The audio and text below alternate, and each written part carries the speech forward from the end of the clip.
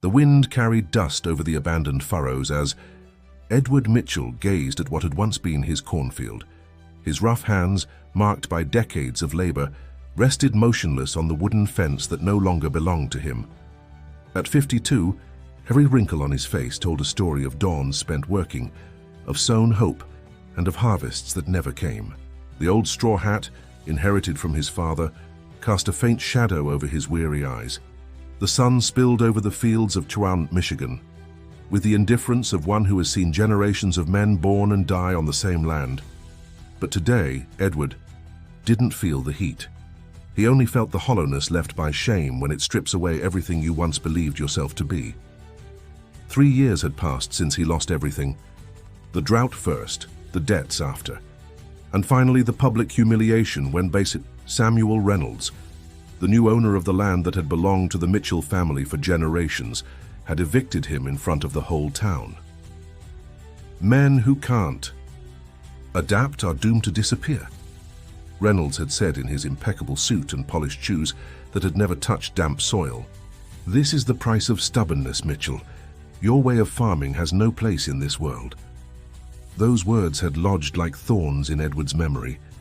Every night they returned to him, mingling with the stifled laughter of those who witnessed his downfall. Old friends, neighbors, even some relatives who decided shame was contagious and distanced themselves as if Edward carried a disease. Now he lived in the small adobe house at the end of the dirt road, the only property he had managed to keep. One room, a kitchen, a small yard where his dog Rusty dozed under the meager shade of an oak tree, all that remained of a life dedicated to the land. The sound of an engine interrupted his thoughts. An old truck approached, kicking up a cloud of yellowish dust. Edward recognized the vehicle immediately. It belonged to Michael Sullivan, an old friend who now worked for Reynolds, one of the few who still dared to speak to him. The truck stopped, and Michael stepped out with an envelope in his hand. "Morning, Ed," he greeted, tipping his hat in respect. Edward barely nodded, his gaze still fixed on the fields that were no longer his. "Brought you this." Michael extended the envelope. "Came to the main office yesterday." "What is it?" Edward asked, his voice rough from disuse. "An invitation. The agricultural co-op's hosting a seminar on new farming methods, sponsored by the Department of Agriculture." Edward took the envelope skeptically. "Why bring it to me? I don't have land to farm anymore." Michael leaned in, lowering, his voice like someone sharing a secret. "Because they're also looking for consultants, people with real experience. Pays well, Ed, and you don't need land to share what you know." Edward tucked the envelope into the pocket of his worn shirt without a word. The silence between the two men stretched until it grew uncomfortable. "Think about it, Ed," Michael insisted before climbing back into his truck. "Sometimes life gives us a second chance disguised as something we didn't expect." The dust settled again after the truck disappeared into the distance. Edward remained still, his eyes fixed on the horizon, where the hills of Michigan stood against a clear sky that promised yet another rainless day. Inside the house, the envelope stayed, in the pocket of the shirt hanging behind the door for 3 days.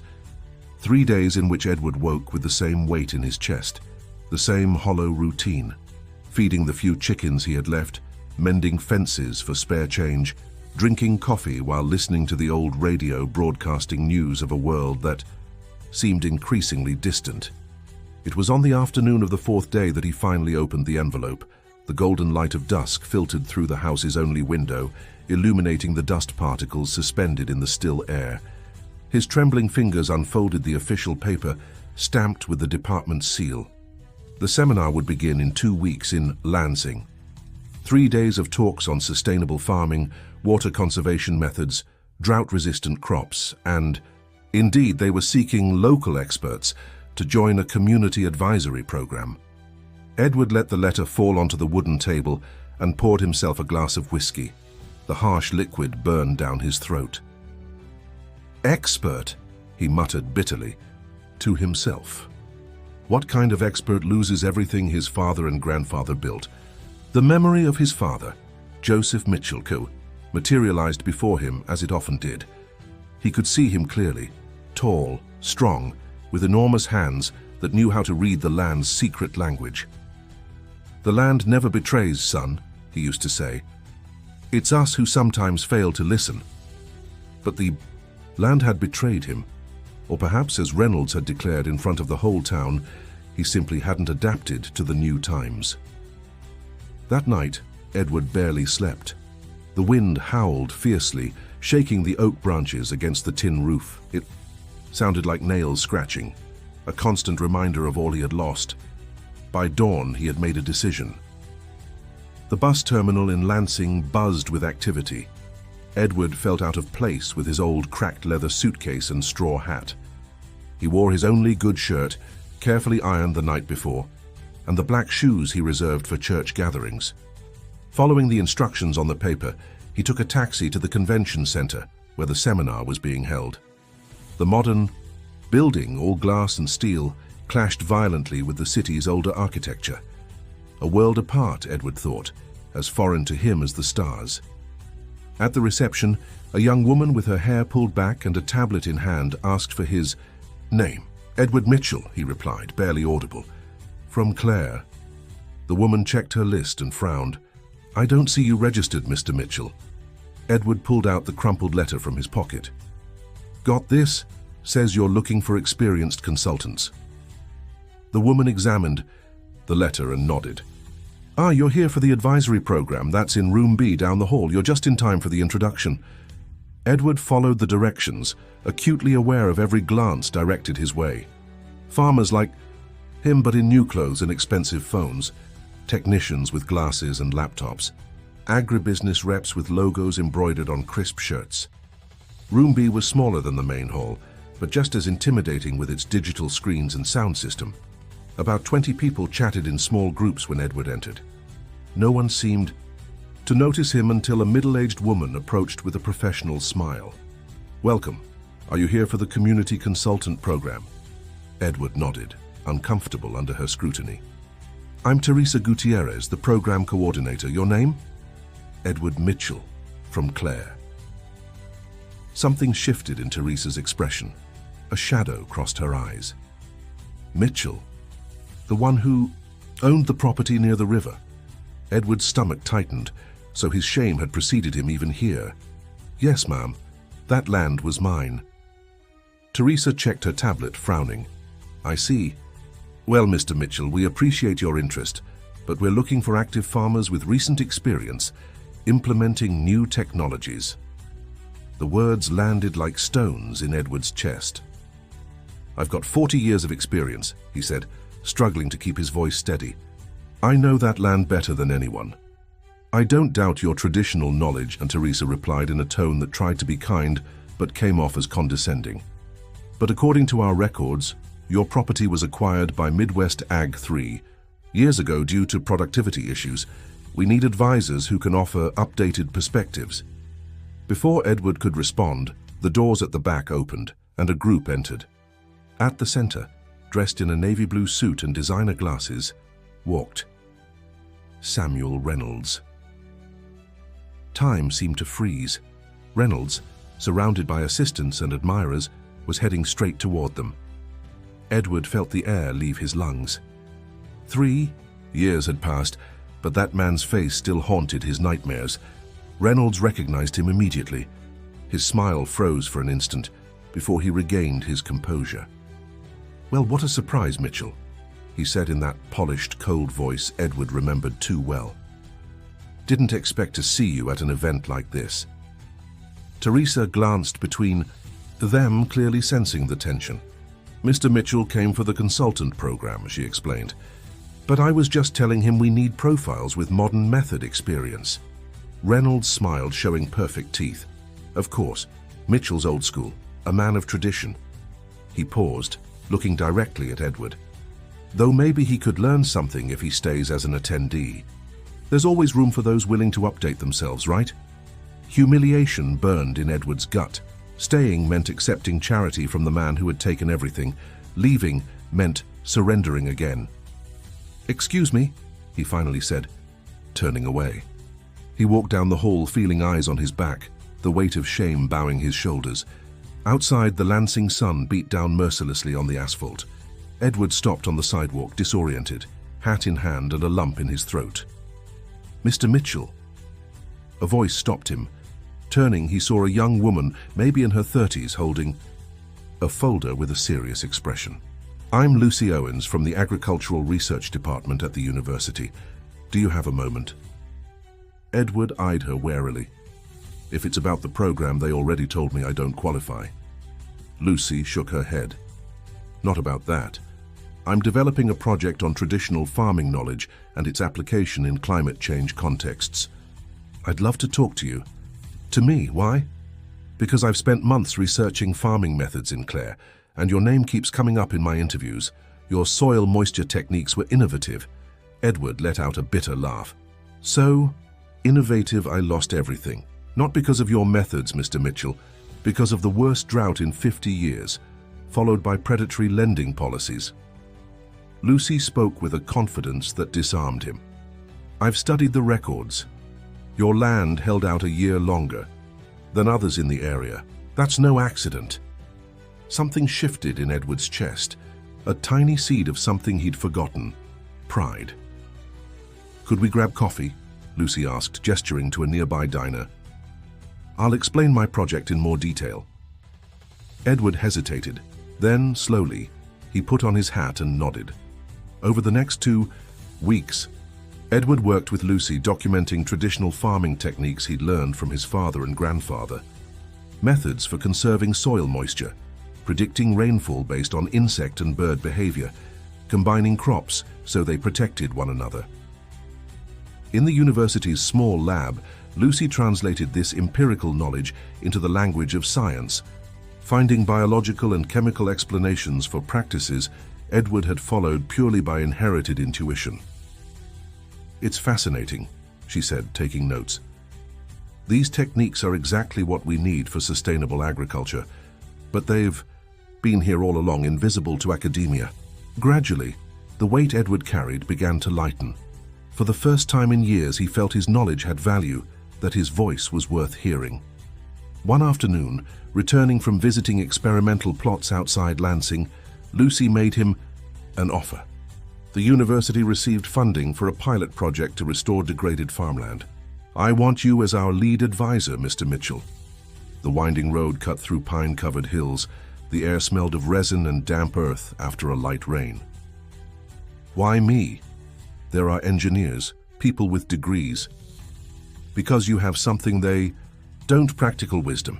You know the land not from books but from your hands." Edward fell silent, digesting her words. "Where would this project be?" Lucy took a deep breath before answering. "In Clare, specifically, we want to start with the land near the river." Edward stared at her.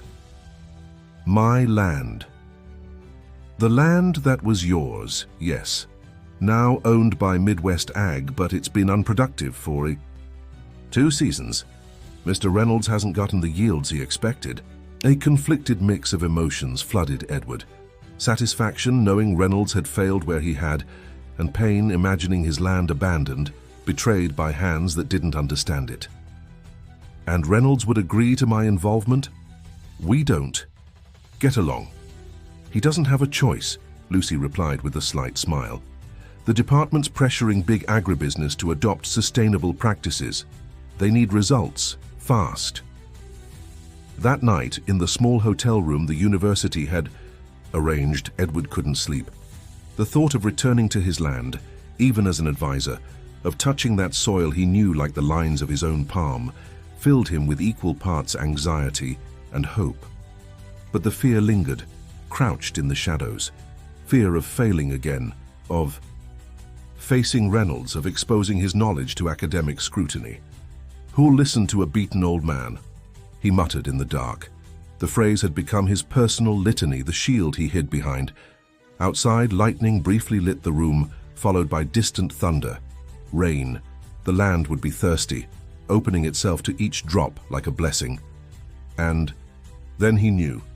He couldn't refuse. Not for himself, not even to spite Reynolds, it was for the land itself. The return to Clare felt like reopening a poorly healed wound. Every corner of the town held a memory. The square where he'd sold his first harvest, the church where he'd married Sace. Margaret, now resting in the small cemetery on the hill, the school his children had attended before leaving for the city in search of other futures. The project had caused a stir. Our group of agronomy students, 3 university professors, department representatives, all staying in whatever homes the town could spare, and looming over it all, Samuel Reynolds. And his assistants, watching every move with thinly veiled distrust. The first meeting was held in the community hall. Edward entered last, acutely aware of the murmurs his presence stirred among the locals. Old neighbors greeted him now with renewed respect, intrigued by his return under this new light. Lucy presented the project, soil restoration using traditional techniques blended with modern science, staggered planting to protect the land, water retention systems inspired by indigenous methods. And our lead advisor, she, announced clearly, is Mr. Edward Mitchell, who knows this land better than anyone. Reynolds' eyes, seated in the front row, narrowed like a predator, assessing a threat. When it was his turn to speak, Edward's throat went dry. The words wouldn't come. He scanned the expectant faces around him, curious students, impatient, officials, skeptical neighbors. "The land remembers," he began, his voice growing steadier as he spoke.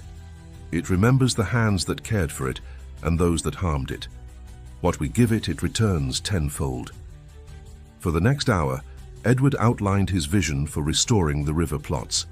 He didn't use technical terms or site studies. He spoke of the color of soil when ready for seed, the calls of certain birds predicting rain 3 days early, how earthworms vanished when the land lost its balance. When he finished, a heavy silence filled the room. Then from the back, one of the town's elders stood. "That's exactly what my granddaddy did," he said, voice trembling. "But nobody listened when we tried to explain." Others nodded. Voices rose, sharing fragments of near-forgotten knowledge that echoed Edward's words. Reynolds, visibly irritated, stood. "This all sounds very quaint," he said sharply. "But modern farming runs on science, not old men's superstitions.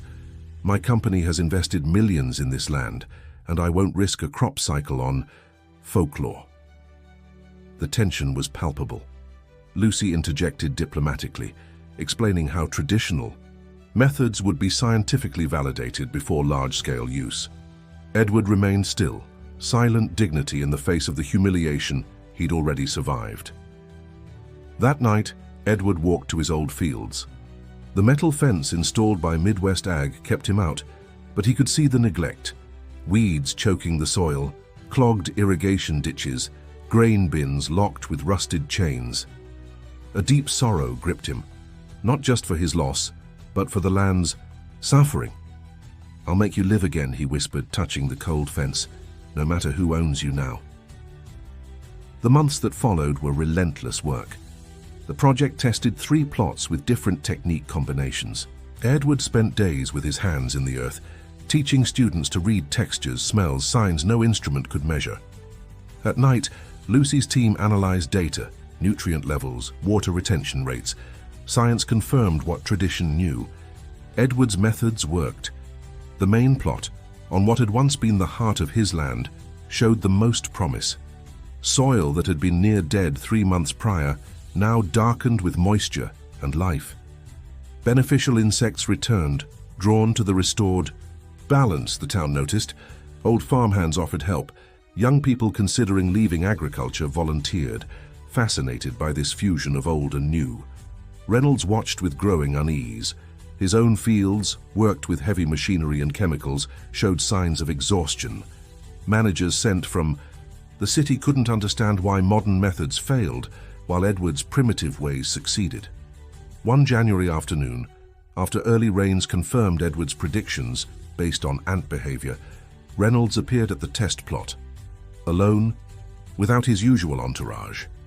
Edward knelt with students, showing how earthworms had returned. Seeing Reynolds, he stood slowly, brushing dirt from his hands. "We need to talk," Reynolds said, less arrogant than usual. They walked to an old oak at the field's edge, one Edward had planted 40 years ago, a boy taking over after his father's death. "Your results are undeniable," Reynolds admitted, avoiding Edward's gaze. "The university's preliminary report has our investors concerned." Edward waited. "I'm making an offer," Reynolds continued. "Midwest Ag needs these methods system-wide. Director of Sustainability, executive salary, profit shares." The proposal hung like storm clouds. Edward looked at the restored plot, then at the horizon where his old land stretched under Reynolds' ownership. "What happens to the university project?" "We'd absorb it. Research continues under our funding." Edward nodded slowly, tasting the irony. The man who'd humiliated him now offered prestige. "I'll think on it," he said. That night, on his porch with Rusty's head in his lap, Edward watched the stars. Reynolds' offer meant vindication, stability. But something deeper unsettled him. Would serving corporate profits truly honor the land? Midwest Ag would standardize his methods, strip them down for efficiency. Dawn found him awake, decision made. The renovated Clare schoolhouse buzzed with activity. Thanks to university funding, it now hosted workshops for local farmers. Edward waited nervously. Today, he'd teach the first class. The wooden benches filled, farmers, students, town officials. To his shock, Samuel Reynolds entered and took a back row seat. His face was unreadable, but his presence spoke volumes.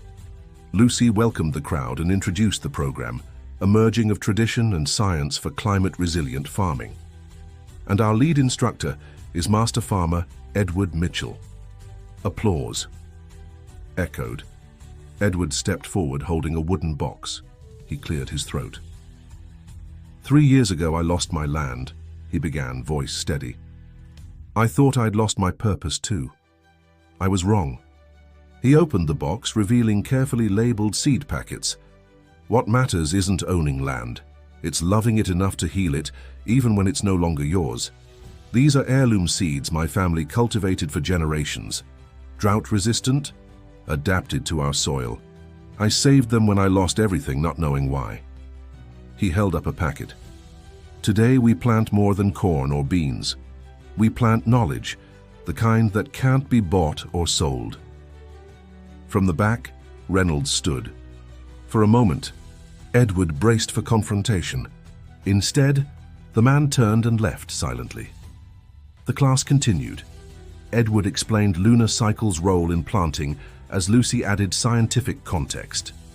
Farmers shared their own experiences, creating a dialogue without hierarchy, only mutual respect. Afterward, as attendees examined the seeds, Lucy approached. You turned down a generous offer, she remarked. Couldn't work for him, Edward said. Pride. Honesty. What I know about farming isn't for making investors rich. It's for anyone willing to work the land right. Lucy smiled. That's why we're here. The university secured 5 years of funding. This center will be a national model. And after 5 years? Depends what we grow now. Edward looked around. Students scribbling notes, elders nodding in recognition, mothers with children drawing seeds, a community rebuilding itself through shared knowledge. The land remembers, he repeated softly, and so do people. Epilogue 3. Years later, Edward walked a Clare back road, dew glittering on young crops. The restored fields, now owned by a farmers' co-op, flourished under the methods he'd taught. At the old oak's shade, he paused. Down the road, a familiar figure watched from a parked car. Even at a distance, Edward recognized Reynolds. The man observed a moment longer, then drove away. No bitterness remained. The shame that once broke him had transformed into wisdom, purpose. His name no longer meant failure, but resilience.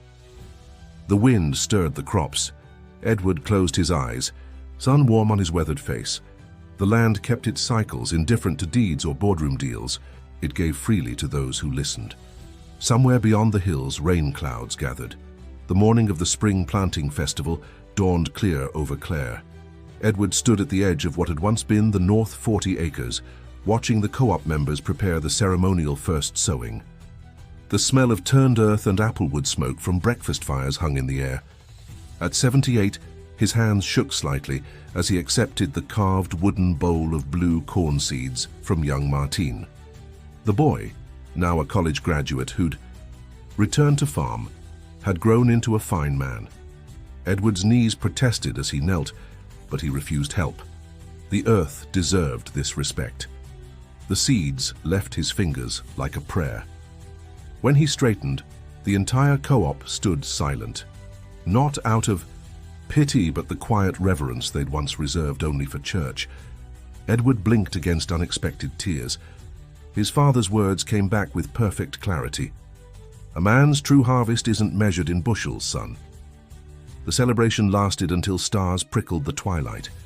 As fires burned low, Lucy found him watching the fields. "They're voting next." "It's a week," she said, handing him a mug of cider. "Naming the co-op after you." Edward choked. "That's fool talk. I didn't build this." "You planted the seed." She pointed to the new greenhouse where students worked under Martine's guidance. "Literally. Those are your heirloom strains growing there." A truck rumbled down the access road. Reynolds' signature black Silverado. It stopped 50 yards off, idling. Lucy tensed. "Want me to—" "No." Edward walked toward the truck alone. Window rolled down. Reynolds looked older, his designer shirt rumpled. "No assistance today." "Mitchell." He nodded at the thriving fields. "They tell me you've doubled yields, without irrigation subsidies." Edward studied the man who'd once held the power to break him. The anger had burned out years ago, leaving something like understanding. "Turns out the land just needed someone to listen," Edward said. Reynolds's fingers tapped the wheel, a nervous habit Edward remembered from foreclosure meetings. "My board's voting Thursday." He cleared his throat. "Selling the remaining parcels to your co-op." The words hung between them. Not an apology. Not quite. But as close as men like Reynolds came, Edward nodded. "We'll care for it proper." As the taillights disappeared down the dark road, the first fireflies of summer blinked awake over the fields. Somewhere a fiddle began to play. Edward Mitchell turned back toward the light.